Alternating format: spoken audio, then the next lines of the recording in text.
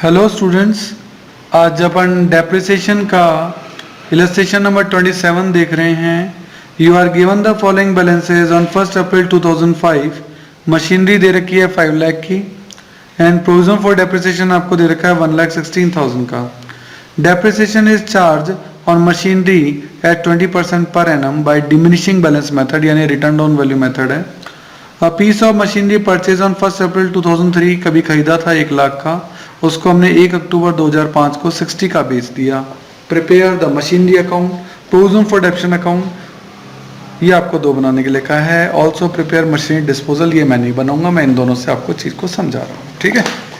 तो चलिए देखें, पहले क्वेश्चन को एक बार वापस से देखते हैं। इलस्ट्रेशन नंबर 27 है ये आपका, डी के गोयल की बुक है ये आपकी, और आपको क्वेश्चन में दे रखा है कि 1 अप्रैल 2005 को मशीनरी का जो बैलेंस है वो 5 लाख है, और इसी डेट पर प्रोविजन फॉर डेप्रिसिएशन जो है वो 1,16,000 है। डेप्रिसिएशन जो लगाया जा रहा है वो 20% पर एनम WDV मेथड पे लगाया जा रहा है, सही है। और एक मशीनरी थी जो कभी 1 अप्रैल 2003 को खरीदी गई थी 1 लाख की, और उसको आप यहाँ से लाकर यहाँ और देन यहाँ से आपने उसको यहाँ 1 अक्टूबर 2005 को बेच दिया। कितने में बेचा आपने? 60,000 में। ये अब आपका क्वेश्चन है, ठीक है। तो पहले हमें ये देखना पड़ेगा 1 अप्रैल 2003 से 1 अप्रैल 2005 तक कितने साल हुए? 2 साल, और फिर 2 साल के बाद 6 महीने ये भी। तो अपन को डेप्रिसिएशन लगा के पहले तो चेक करना पड़ेगा कि ये 1 लाख की मशीनरी 20% डेप्रिसिएशन लगने के बाद अब कितने की हो गई होगी। देखें, ये 1 अप्रैल 2003 को हमने एसेट खरीदी थी, पुरानी एसेट है 1 लाख की, और उस पर पहले साल 20% का डेप्रिसिएशन लगा होगा 20,000 का। तो ये 1 अप्रैल 2004 को, ये 3 था ना, 4 को, अब ये हो गई होगी 80,000 की। देन फिर इस पे 20% डेप्रिसिएशन लगा हुआ, WDV है तो 1 लाख पे तो लगेगा नहीं, 80 पे 20% लगेगा, वही 12 मंथ का 16,000, और हम पहुंच गए 1 अप्रैल 2005 को, और 1 अप्रैल 2005 को ये एसेट्स है 64,000 की, सही है। तो अब तक इस पे डेप्रिसिएशन लग चुका है 20 and 16, that is 32, 20 and 16 that is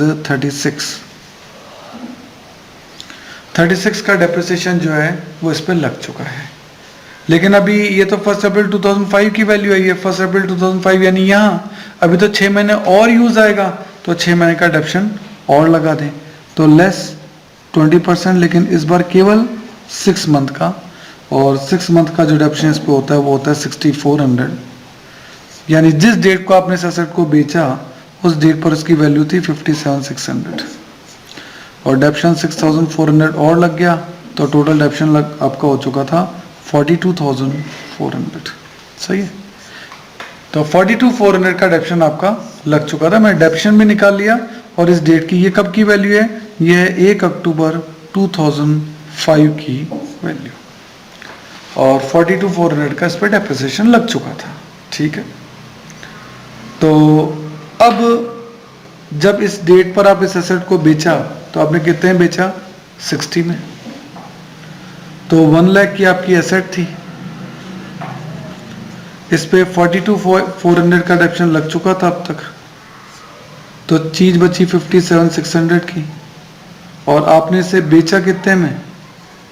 आपने इसे बेचा 60,000 में, तो 57,600 की चीज 60 में बेच दी, तो ज्यादा में बेची।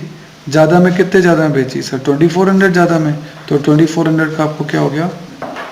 प्रॉफिट हो गया। ये सारी कैलकुलेशन अपन ने यहाँ कर ली। सर इसको अकाउंट में कैसे दिखाएंगे? हाँ, वो अकाउंट में मैं आपको बताता हूँ, देखिए कैसे। तो मैं आपको इसको पहले मशीनरी अकाउंट में बताता हूँ।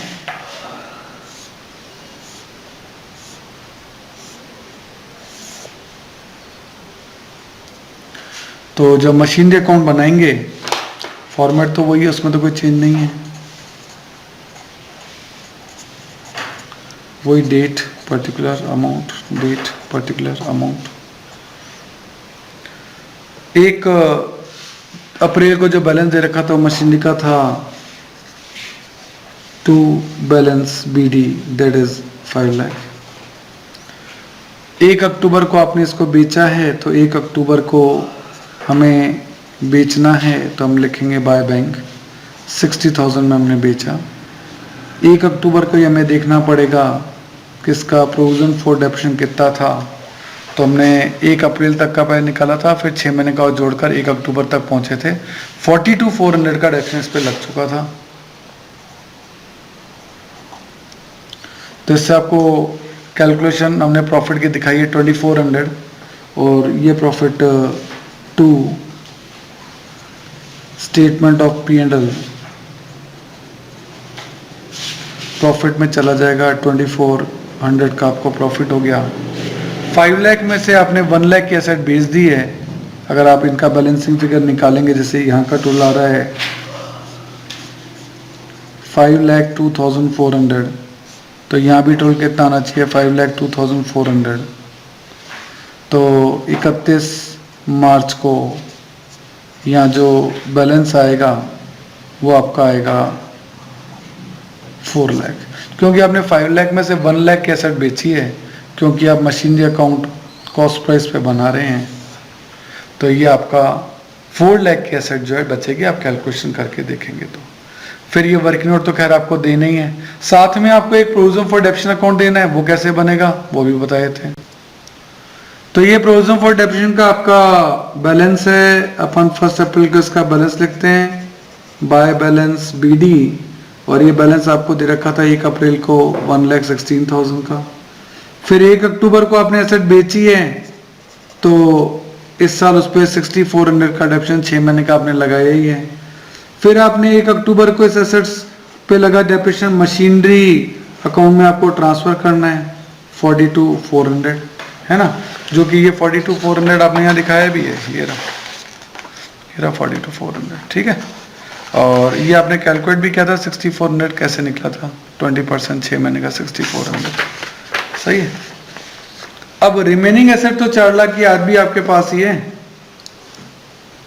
तो उस पर तो डेप्रिसिएशन आपको कैलकुलेट करना ही पड़ेगा, और 31 मार्च को उस पर डेप्रिसिएशन तो आपको लगाना ही पड़ेगा। अब ये भी एक ट्रिक होती है कि हाँ भाई रिमेनिंग एसेट पे आपका डेप्रिसिएशन कितना लगेगा वो आपको सीखना है, तो आप बहुत ध्यान से इस चीज़ को समझना। ये थोड़ा सा कैलकुलेशन वाइज काफ़ी अच्छी चीज़ है जो कि आपको देखनी पड़ेगी, सही है। तो देखो सबसे पहले मशीनरी की कॉस्ट देखो। मशीनरी की कॉस्ट को मैं 2 पार्ट में बांटता हूँ, एक तो सोल्ड एसेट्स और एक अनसोल्ड एसेट्स, सही है। तो सोल्ड एसेट्स है हमारी 1 लाख की, तो अनसोल्ड एसेट्स अपने आप ही कितने की निकल गई, क्योंकि टोटल कॉस्ट थी 5 लाख की। 5 लाख में से 1 लाख सोल्ड है, तो अनसोल्ड कितनी है 4 लाख की। ऐसे ही प्रोविजन फॉर डेप्रिसिएशन भी मैं देखना चाहता हूं। प्रोविजन फॉर डेप्रिसिएशन जो क्वेश्चन में शुरू में आपको दे रखा था वो दे रखा था 1,16,000, टोटल था 1,16,000।